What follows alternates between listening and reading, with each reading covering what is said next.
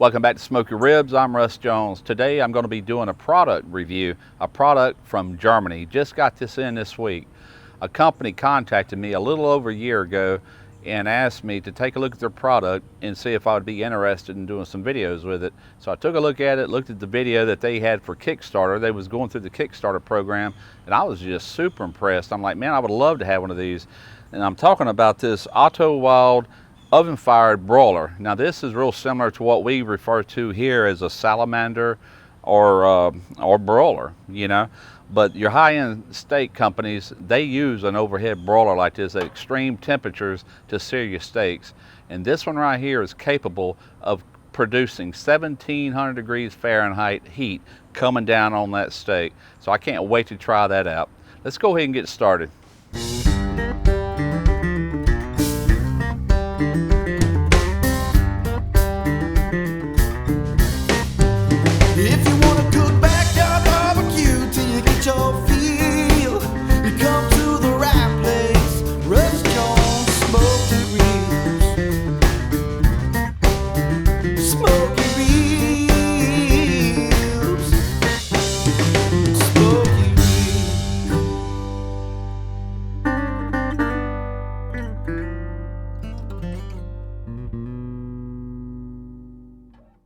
All right, we are using my new Kamado Big Joe, and as you can see, I have been using this. I've actually been shooting videos for Thrillist.com this weekend, last weekend, so it's been well used. Going on with some baked potatoes. I just rubbed these down with some grapeseed oil. Grapeseed oil has a high temp factor to it, so that's a good oil to use, that or canola oil. These are going to take roughly 1 hour. We're going to be cooking these at around 325 to 350. All right, this little tray right here, what that's for is to protect whatever surface you have it on. That's your water pan. You slide this out to whatever surface you're doing, so because this thing will direct heat down. Now your burners are infrared. They're up here. It runs off of propane gas. We'll be showing you more of this with these steaks when that begins to flare up and all. And like I said, a ton of uses, even if you just want to melt cheese on some burgers that you're doing outside. And by the way, this is strictly an outside unit. That's what it's designed for. It's not designed for inside your house. Puts out extreme heat. And it's fully adjustable. Look up here.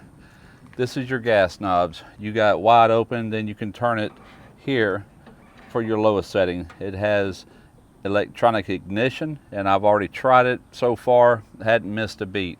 Really impressed with it. This thing is heavy. When I unboxed it, and I wish I would have got some footage of that, when I had to pick it up out of the box, I thought I was going to have to get help. It's, you know, a grown man can pick it up, don't get me wrong, but it's got some heft to it. It's well built, just like restaurant equipment, just like you'd see anywhere else. All stainless steel construction. This is a cast iron grate here. Now if you look here, this lever is removable. That will open up a bottle of beer, or Coke, or whatever you want. It also acts as a lever to raise and lower. This is your meter. This gives you your different settings for different meats. Look here in the front, I'll show you what it's doing. You can go all the way up for like steaks. You can go all the way down.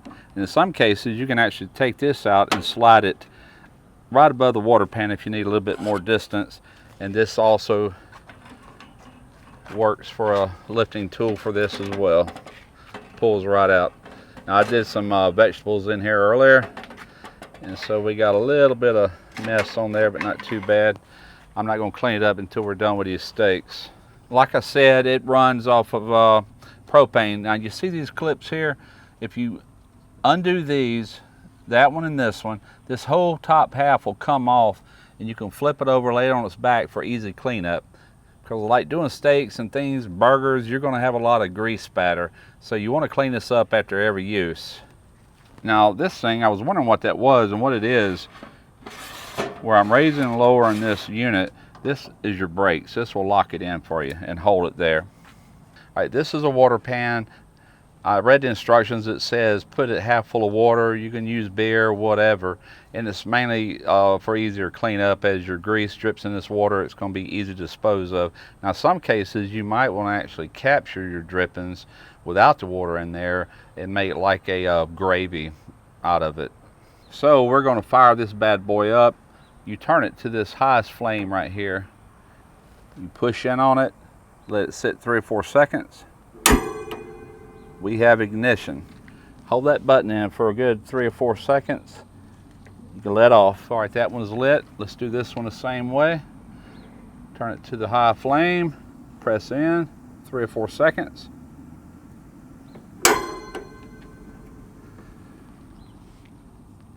And we have ignition. We're going to preheat this around 2 to 3 minutes, get it good and hot, and then we're going to place our steaks on, and we're going to give both sides a really good sear.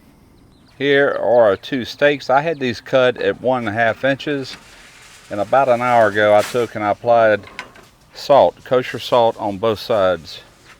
Now we're going to raise this to its highest elevation.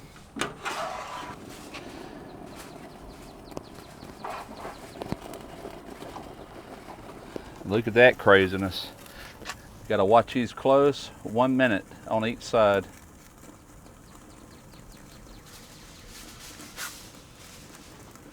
I actually dropped it down a little bit from its size. I'm at about 2.5. These are pretty thick.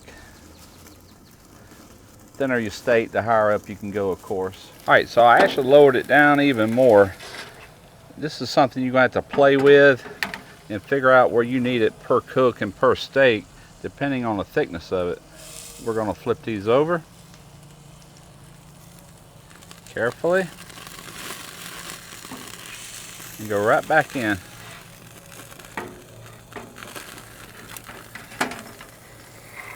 That is some intense heat. And like I said, I could go up probably another inch just looking at it. But these are thick, and they're going to do fine just like this. Let's see what we look like. Oh yeah, that's a nice sear. What I'm going to do now, I'm going to lower this to its lowest setting. I'm going to turn these burners down to low. All right, we are seared, and I'm going to go one step further. I'm going to remove this. We're going to put it right above the water pan, just like that.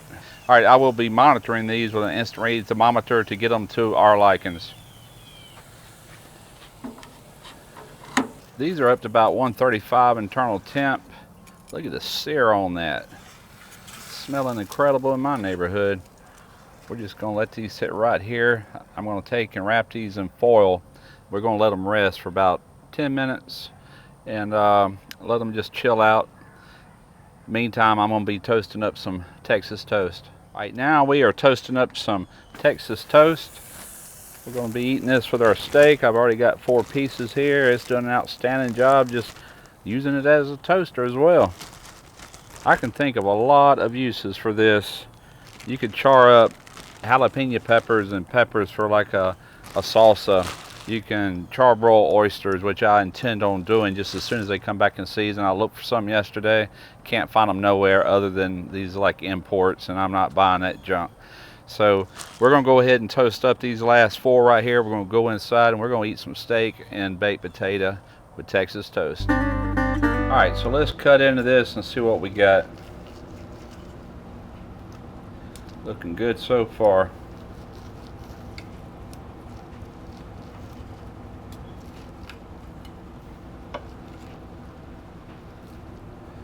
I would call that a medium rare. Little pink right in the middle. That's exactly what I was shooting for. So I did this completely inside of this O.F.B. oven fired broiler. You would think with that intense heat up top that you would never get it done in the middle. That is perfect for me. Some people like it rarer than this. I like it like this. Just screams flavor. This is really good, and all I added to it was salt. Salt also helps with the crust on a steak as well. You can add whatever you like on that. I normally add black pepper and cayenne to steaks as well. I just want to go strictly salt with it. Now, I love a baked potato, and I forgot to get the cheese for this. I normally put cheese and bacon bits on it, but just sour cream works for me. Good stuff. So this video is my first impressions of the Otto Wilde oven-fired broiler. I'm very happy with it. I see a lot of uses. You'll be seeing it pop up in a lot of videos. It's going to make a good side companion for what I normally do. Steaks are fantastic. Until next time, smoke your ribs.